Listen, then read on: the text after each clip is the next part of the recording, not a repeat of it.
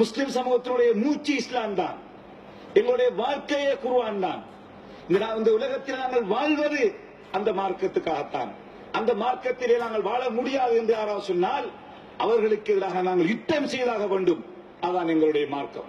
மிக தெளிவாக நாங்கள் சொல்லி வைக்க விரும்புகின்றோம். எவ்வாறு தமிழ் மக்களுடைய உரிமைகள் மறுக்கப்பட்ட போது அவர்கள் இளைஞர்கள் ஆயுதம் தூக்கி முதலில் படுகொலை செய்தவர்கள் தமிழ் தலைவர்களைத்தான். இன்று முஸ்லிம்கள், முஸ்லிம் இளைஞர்கள் மிக மனவேதனையோடு இருக்கிறார்கள்.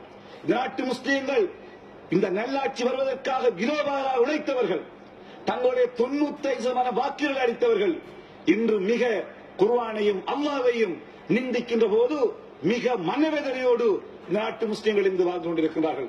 கௌரவ தவிசாளர் அவர்களே, இந்த முஸ்லிம் இளைஞர்கள் இவ்வாறு தொடர்ச்சியாக இஸ்லாமும் மார்க்கமும் நிந்திக்கப்படுகின்ற போது அந்த இளைஞர்களை எங்களால் கட்டுப்படுத்த முடியாது. முஸ்லிம் தலைமைகள் இன்று வாய் மூடி மௌனிகளாக இருக்கின்றோம். அமைச்சர் பதவிகளுக்காக இந்த அரசாங்கத்திலே குந்திக் கொண்டிருக்கிறோம். எந்த நடவடிக்கையும் எடுக்கவில்லை.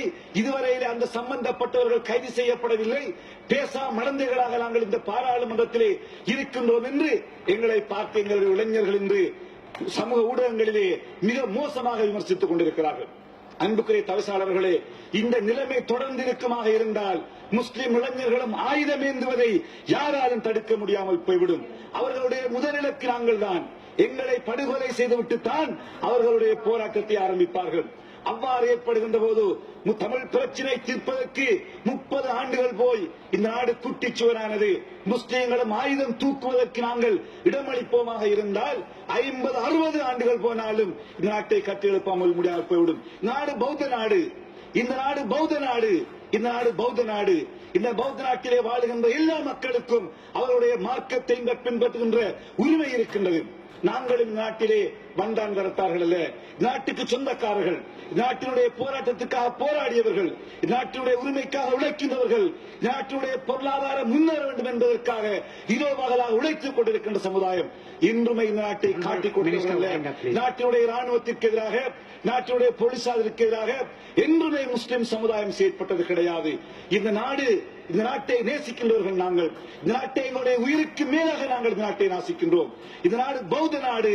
இந்த நாட்டிலே வாழுகின்ற சகல இன மக்களும் இந்த நாட்டிலே அரசியல் உரிமைகளோடு தங்களுடைய மார்க்க விழுமியங்களை பின்பற்றுவதற்கான சூழ்நிலைகள் உருவாக்கப்பட வேண்டும். இந்த நாட்டிலே ISIS இருக்கின்ற சில சொல்லுகிறார்கள். ISIS பற்றி எங்களுக்கு கவலை கிடையாது. 32 பேர் அல்ல, 33,200 பேர் IS இருந்தாலும் மிக தெளிவாக சொல்லி வைக்க விரும்புகிறோம். ISIS முஸ்லிம்களுக்கும் எந்த சம்பந்தமும் கிடையாது. ISIS முஸ்லிம் இயக்கமும் அல்ல. ISIS இருப்பவர்கள் முஸ்லிம்களும் அல்ல. மேற்குலக சக்திகள் முஸ்லிம்களை, முஸ்லிம் நாடுகளையும் அழிப்பதற்காக திட்டமிட்டு வைக்கப்பட்டிருக்கின்ற கூலிப்பட்டாலுமே ISIS தவிர முஸ்லிம்கள் அல்ல என்பதை மிக தெளிவாக இந்த சபையிலே நான் சொல்லி விடைபெறுகிறேன்.